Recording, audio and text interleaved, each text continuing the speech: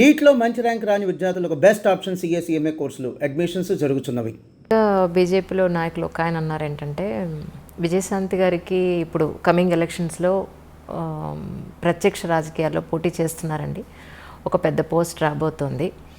ఎందుకు అని అంటే ఆవిడకి దేని మీద ఆశ లేదు.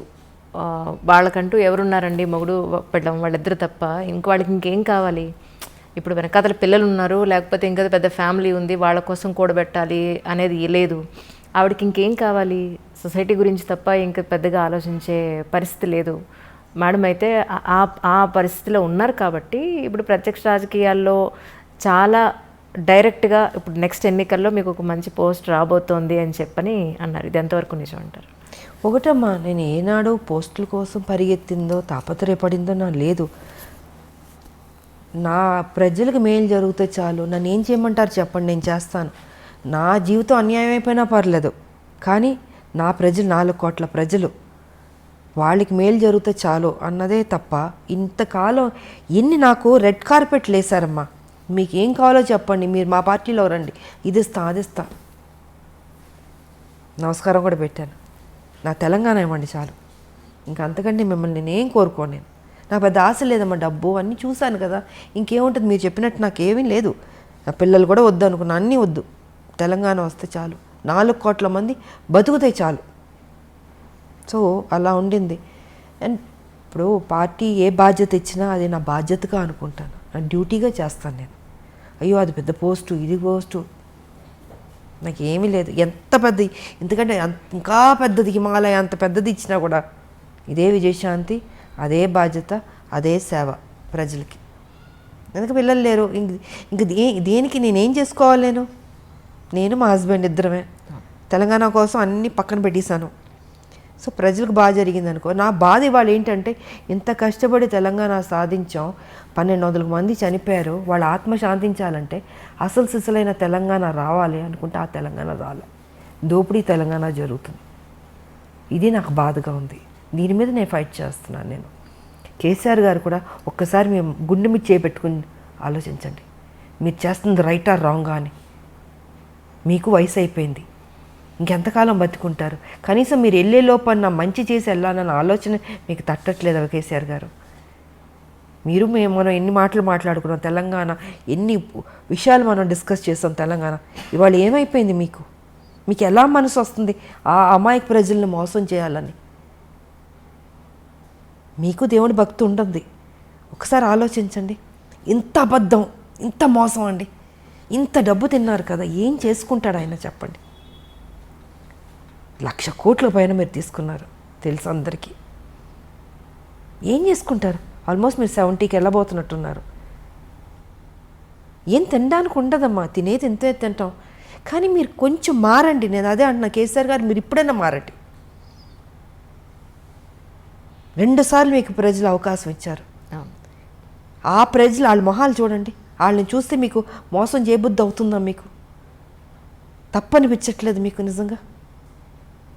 కనీసం ఎప్పుడైనా మారి మంచి చేసన్నా ఈ భూమిని విడిచేది వెళ్ళండి. మీకు వెళ్ళాల్సిన టైంలో మీరు ఉండండి, 100 ఏళ్ళు బతకండి కాదట్లే, కానీ తప్పు చేసి వెళ్ళొద్దు, మంచి చేసి వెళ్ళండి.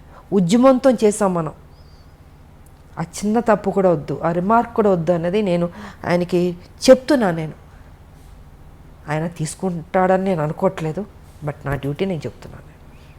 ఇప్పుడు ప్లస్ తెలంగాణ గవర్నమెంట్కి మీరు ఎన్ని మార్కులు ఇస్తారు? నేను ఇవ్వను. నేను అదే చెప్తున్నాను. ఇప్పుడు ఇంతసేపు చెప్పింది ఆయన మంచి చేస్తుంటే మీరు మంచి చేశారు, నేను మెచ్చుకుంటాను.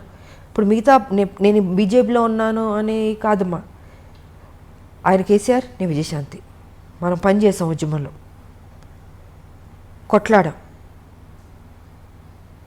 కానీ ఇవాళ మీరు ఒక ముఖ్యమంత్రి అయ్యారు. ముఖ్యమంత్రి అయిన వెంటనే నేను ఒక్కరోజు కూడా మిమ్మల్ని నేను విమర్శించలే, తిట్టలే.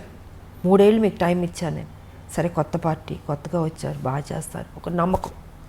ఉద్యమాన్ని నుంచి వచ్చిన మనిషి కాబట్టి ఆయనకు ఆ బాధ్యత తెలుసు. ఎక్కడ ఏ ప్రాబ్లం ఉంది, ప్రజలకు ఏ కష్టాలు ఉన్నాయి, ఎక్కడ ఏ ప్రాబ్లం తీర్చాలని తెలుసు కాబట్టి చేస్తాడు అనుకున్నా. కానీ చేయలే. ముఖ్యమంత్రి కుర్చీలో కూర్చోగానే ఆయన ఆలోచనలు మారిపోయినాయి, మనిషి మారిపోయాడు. ఉద్యమం ఉన్న కేసీఆర్ గారు వేరు, ఇప్పుడున్న కేసీఆర్ వేరు. అహం పెరిగిపోయింది.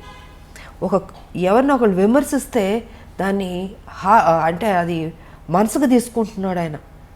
అంటే ఒక వెంజెన్స్ లాగా వాళ్ళ మీద కేసులు పెట్టడం, సంబంధం లేని కేసులు పాపం ఎంతోమందిని వేధించడం, అది చిన్నవాళ్ళ పెద్దవాళ్ళు ఎవరైనా సరే ఏ రకంగా వెళ్ళిపోతున్నాడు అంటే ఏజ్ అయ్యే కొద్దీ మనం గతంలో చేసిన తప్పుల్ని మన తప్పుని దిద్దుకుని మనం మారడానికి ట్రై చేస్తాం.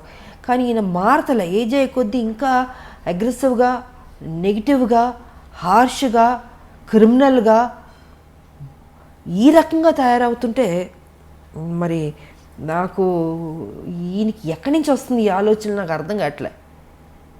ఫామ్ హౌస్లో కూర్చున్నది ఏ రకంగా మనం మోసం చేస్తూ వెళ్దాం అన్నది ఆలోచిస్తున్నాడు తప్ప ఇది మంచి చేద్దాం అన్నది లేదు. ఒక ముఖ్యమంత్రి అంటే పబ్లిక్లో ఉండాలి, ప్రజల్లో తిరగాలి. సో ఈయనైతే ప్రజల్లో తిరగట్లేదు, ఎంతసేపు ఫామ్ హౌస్లో కూర్చుని ఆలోచిస్తూ ఉన్నాడు. ఏం ఆలోచన అంటే మంచి ఆలోచన కాదు, చెడ్డ ఆలోచనలు. ఈ ఎన్నికలకి ఇలా మోసం చేద్దాం, ఆ ఎన్నికలకి ఇలా మోసం చేద్దాం ప్రజల్ని. నువ్వు ఎవరిని మోసం చేస్తున్నావు? ప్రజలు. ఆ ప్రజల్ని నువ్వు 2 సార్లు గెలిపించారు, అది తప్పనిపించట్లేదా అంటాను నేను. సో నేనైతే మార్కులు ఇవ్వను ఆయనకి. ఆయన డెఫినెట్గా మంచి చేస్తుంటే ఇచ్చుండేదాన్ని. మా పార్టీ ఏమనుకున్నా అనుకొని నేను ఆటోతో వెళ్ళి నేను పొగిడేదాన్ని. బట్ వచ్చే ఎలక్షన్స్కైనా హైదరాబాద్లో లేదా తెలంగాణ జిల్లాల్లో లేదా మన తెలుగు రాష్ట్రాల్లో బీజేపీ వచ్చే అవకాశం ఉందంటారా మీ ఉద్దేశ ప్రకారం? We are trying and all best. నేను ఒకటే చెప్తున్నాను పబ్లిక్ కూడా, ఇంకా మీరు కన్ఫ్యూజ్ కాకండి. ఒకటే ఒక పార్టీ బీజేపీ పార్టీ ఉంది. ఎందుకంటే టీఆర్ఎస్ గతంలో కాంగ్రెస్ చూసారు, టీడీపీ చూసారు, అందరం చూస్తారు. కాంగ్రెస్ ఆల్మోస్ట్ ఏంటంటే టీఆర్ఎస్తో విలీనం అన్నట్టే చెప్పచ్చు. ఎందుకంటే అన్ని ఎమ్మెల్యేలు తీసుకున్న తర్వాత ప్రతిపక్ష హోదా కూడా పోయింది కాంగ్రెస్కి. ఇవాళ కేసీఆర్ గారు ఏం చెప్తుంటే కాంగ్రెస్ అదే చేస్తుంది. సో నేను బయటకు రావడానికి కూడా ఇదే కారణం. అంటే ఎంత కష్టపడినా వీళ్ళు లాస్ట్కి అమ్ముకుంటారు. అదే జరిగింది మొన్న 18-19లో. ఇంకా వీళ్ళు కరెక్ట్ కాదు, వీళ్ళు కొట్టాడేవాళ్ళు కాదు, వీళ్ళు డబ్బులకు అమ్ముడుపోయేవాళ్ళు, ప్యాకేజీలు తీసుకునేవాళ్ళని కొంతమంది చేస్తున్న తప్పుకి ఆ పార్టీ మొత్తానికే అందరికి మీద పడుతుంది. సో ఆ కొంతమంది సరిలేదు ఆ పార్టీలో, దానివల్ల కాంగ్రెస్ మర్యాద పోయింది. సో ఇవాళ నేనేమంటానంటే పబ్లిక్కి 4 లక్షల కోట్లు అప్పులు అయిపోయినాయి, తెలంగాణ డెవలప్మెంట్ లేదు. కేసీఆర్ ఎంతసేపు డబ్బుతో ఓటుతో కొనొచ్చు అని ఆ ప్యాటర్న్లో వెళ్తున్నాడు. ఆయన ఏం చేయడు. ఇంకా మీకు ఉన్నది ఒక బీజేపీ. సో దీన్ని సెటరేట్ చేయాలన్నా, డెవలప్ ఎంతైనా కొంత బెటర్ అవ్వాలన్నా, ఒక డిసిప్లిన్, ఒక అడ్మినిస్ట్రేషన్ బాగుండాలన్నా ఆ ఒక్క బీజేపీ వల్లే సాధ్యం. ఈసారన్నా ప్రజల్లో ఆలోచించి బీజేపీకి ఓటేసుకోండి. ఇంకా లేదు, ఆల్టర్నేట్ లేదు. ఇంక మీకు ఒకటి బీజేపీ కనపడుతుంది. ఇంకా ఇప్పుడు మీరే ఆలోచించుకోండి, ప్రజలకు వదిలిపెడతా.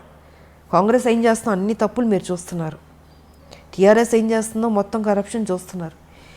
ఉన్న దాంట్లో ఎవరు బెటర్గా ఉన్నారంటే బీజేపీయే. అది ఒక జాతీయ పార్టీ, కరప్షనే ఉండదు. మీకు అందాల్సింది డెఫినెట్గా పబ్లిక్ అందుతుంది. ఇక్కడ ఎవరు తినేవాళ్ళు ఉండరు పార్టీలో, ప్రజలకే ఖర్చు పెట్టేవాళ్ళే ఉంటారు. ఏ స్కీమ్స్ తీసుకొచ్చినా మోడీ గారు పబ్లిక్లోకి వెళ్ళిందా అని చూసుకుంటాం. కానీ కేసీఆర్ ఏం చేస్తున్నారు, పబ్లిక్ దగ్గర నుంచి గుంజుతున్నాడు ఈయన. సో వ్యత్యాసం నేను చెప్తున్నాను టీఆర్ఎస్కి అండ్ బీజేపీకి. ఇవాళ అన్నీ మ్యాక్సిమం కేంద్రం నుంచి వస్తుంది తెలంగాణకి. కానీ కేసీఆర్ ఏం చేస్తున్నాడు, నేనే ఇచ్చుకుంటున్నాను ఆయన చెప్పుకుంటున్నాడు, బీజేపీ గురించి చెప్పట్లే.